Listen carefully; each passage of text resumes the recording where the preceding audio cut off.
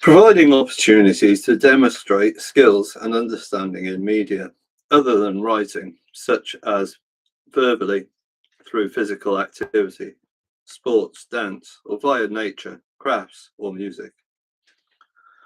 Offering incentives to stay on task and plan for the future, including rewards for being prepared and organized, and tools such as graphic day planners, as well as visual checklists that break down larger tasks into smaller subtasks. Creating hands-on lessons and giving opportunities to solve problems or summarize stories by using paint, modeling clay, or dramatic skits. Building on a gift for exploration with mini experiments and maintaining engagement by calling on students frequently, giving immediate feedback and switching media, smartboards, iPads, presentations, charts, videos. Arranging classrooms to limit distraction and increase teacher availability. Just a rising tide lifts all boats. So most teaching strategies found to be useful for children with attention difficulties have also been found to be beneficial for the entire classroom because they are based on sound principles of teaching and learning. Reef 2000. Goodness of fit also has implications for how we measure cognitive skills, like executive function. If we measure a child's performance in a poorly fitting situation, when they are stressed, hyper-aroused, or under-motivated, it is likely that we will capture the lower limit of their abilities and not the full range of what they're capable of in a better fitting environment. Hendry and Scriff, 2023. To be clear, autism and attention regulating differences can be challenging and disadvantaging.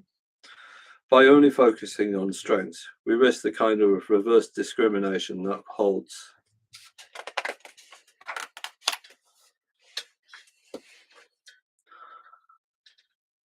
neuro minorities to higher standard or place them on a pedestal. It could be argued that the test of real acceptance is when minorities of any kind are allowed to be as flawed and complex as the dominant majority without being stereotyped for that. And that means being frank about their frustrations and challenges. However, by highlighting strengths as well as difficulties, we can offer a more balanced view than the labels or disorders and deficit would imply. In any case, many of the disadvantages children face come not from their differences directly, but from the circumstances they find themselves in, box 16.1, which can be made harsher or more humane depending on the attitudes and understanding of others. Key point: recognizing children's unique strengths as well as the challenges they face is important for helping children reach their social, emotional, and academic potential. The distractible forager. To fully appreciate the role of context in defining children's strengths and difficulties, it is often insightful to consider what the same behavior would look like in a different time and place. In ADHD, a hunter in a farmer world, Thom Hartman asks us to imagine how distractibility, impulsivity, and risk-taking might be adaptive in a foraging environment compared to a school-based one. School environment. Rewards sustained attention on one task and focusing on it until completion. Foraging environment.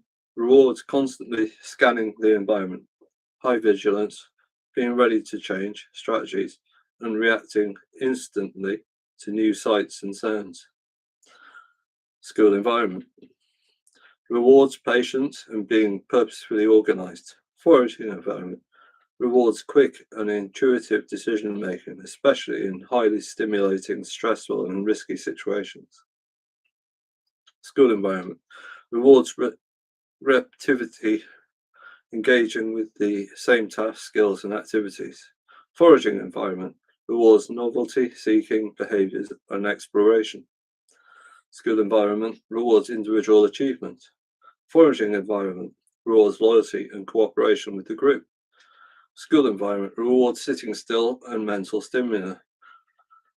Foraging environment rewards moving around and physical stamina.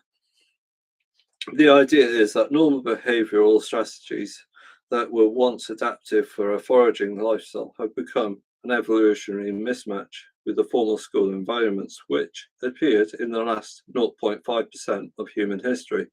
What is the evidence for this speculation? First, twin studies have consistently shown high heritability rates of around 75% for attention regularity difficulty. Farone et al. 2005. This shows that there is a mechanism for passing on this behavior from one generation to the next.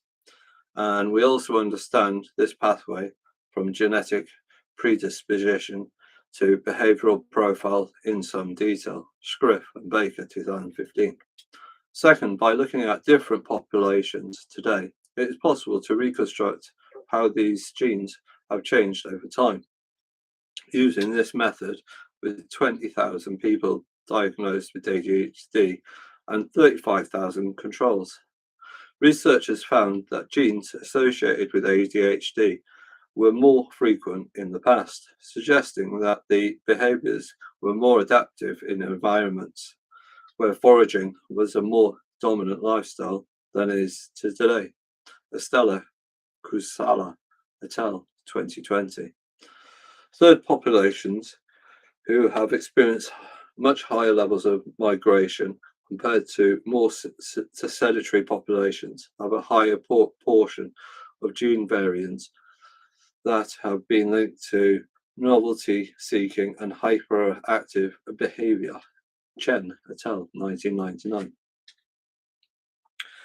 Migration is usually harsh, full of new challenges, and frequently changing.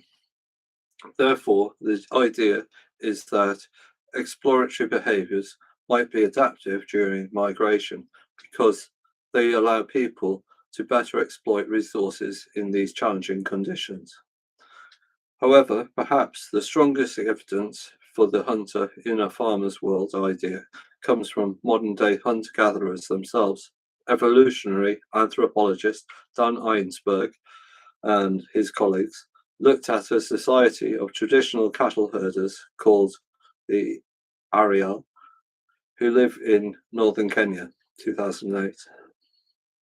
Some of the men in the society still live in a nomadic way of life, but recently some have begun to settle in one place to grow crops and live a farming way of life. Dan and his team found that particular gene was associated with being better nourished in the men living in the nomadic way of life, but less nourished in the settled population. The same gene has been associated with greater food and drug cravings, novelty seeking, and ADHD symptoms in industrialized Western societies. This is the first evidence to show how this gene could be adaptive in a different environment, one that was closer to our foraging past. Cascades of development. One of the first key points we established in Chapter 1 was that children development incrementally with later acquired skills being built on earlier ones. We saw how language, emotion, and theory of mind start out simple and develop towards greater complexity. While this is a basic fact of development, it can be a very useful framework when thinking about why we grow up differently and why we are alike. The presence or absence of some event in a child's life can trigger a cascade of later consequences, some of which are predictable, some are more unexpected. These cascades start early. For example, Genetically identical twins in the womb do not share identical environments. Slight differences in the way they receive nutrients from the placenta can cause a cascade of effects, which in rare cases can mean identical twins can be born with different eye colours, even though they share the same genes. The way these genes are used is different because of the environment. Cohen, 1999. Because development is both progressive, changes over time, and hierarchical, has many levels. This means that if basic skills aren't in place first, it can be more difficult to acquire.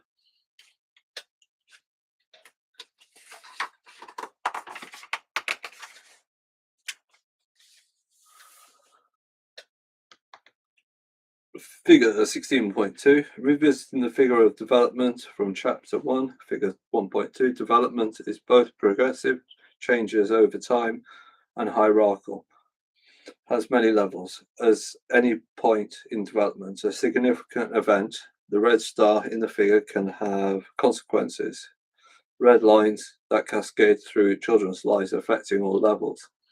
The event in the figure is shown as originating in the brain, but such events can occur at any level and more than one level at a time. Source adapted from Gottingleb, 1992.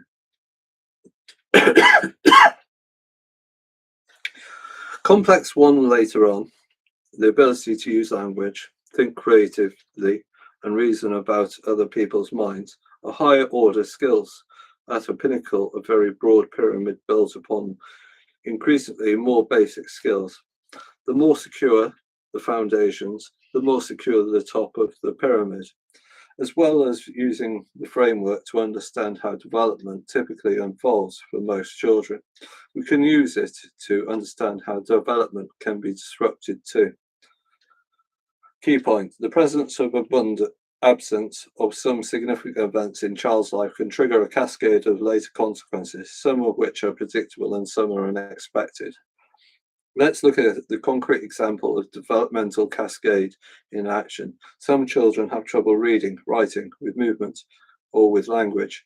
If children are significantly affected by these difficulties and they have assessed by a professional, they may have received a diagnosis of dyslexia, dysgraphia, developmental coordination disorder, or developmental language disorder.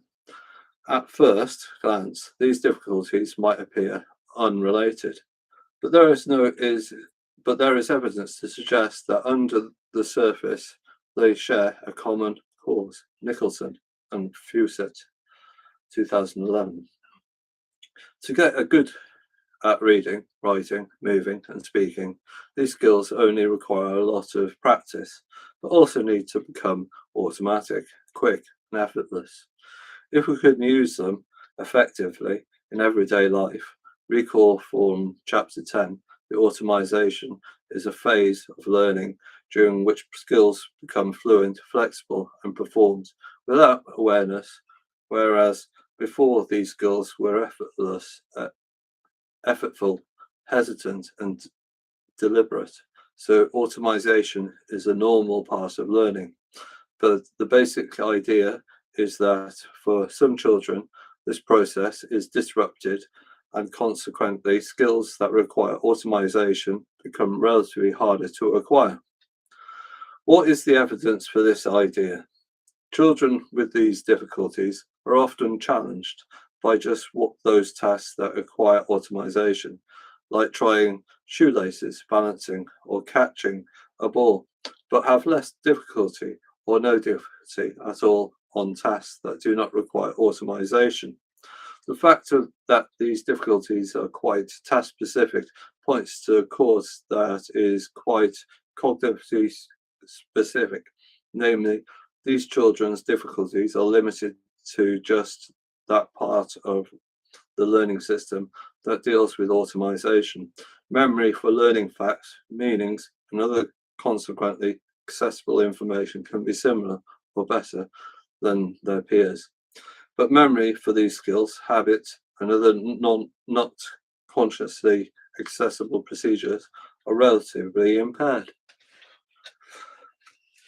More evidence comes from the fact that children who struggle with automise in one activity frequently struggle on another activity that requires automation. For example, over half of all children with dyslexia have diagnosed difficulties with fine movement, e.g., tying shoelaces and vice versa. Crawford et al. 2006. A substantial overlap of this kind is sometimes a clue that they have a common underlying cause, albeit expressed in a different ways. Finally, an area of the brain that we know is associated with movement, language, and coordination, and the cerebellum, also associated with tasks that require automation. GarDjinn et al. 2009. Ito 2008. Neuroimaging studies have shown that children with extreme difficulties in reading, writing, movement, and language sometimes have a cerebellum that is structured and functions differently compared to the similar aged children who do not have any such difficulties, e.g., Bo and Lee, 2013. To recap differences in the way areas of the brain work, differences that are perhaps present at birth or before cause disruptions to the normal way which learning certain skills becomes automatic. These neurological and cognitive differences can have cascading effects on behavior, making learning to talk, move, read, write relatively more challenging. Precisely which one of these activities is made most challenging will be influenced by a range of factors, including the random events that nudge the child's lives in one direction rather than another, whether they receive the cushioning effect of sensitive parenting and teaching, and the extent to which children compensate by relying on other strengths, meaning that they can catch up with their peers later on and find a different development route to the same destination. The extent in which there are difficulties at all, as we have already seen, often depends on their environmental circumstances. For example, having trouble reading and writing is not a problem, much less a disorder, when a society doesn't value reading and writing, or which they haven't been invented yet, as was the case for almost all human history.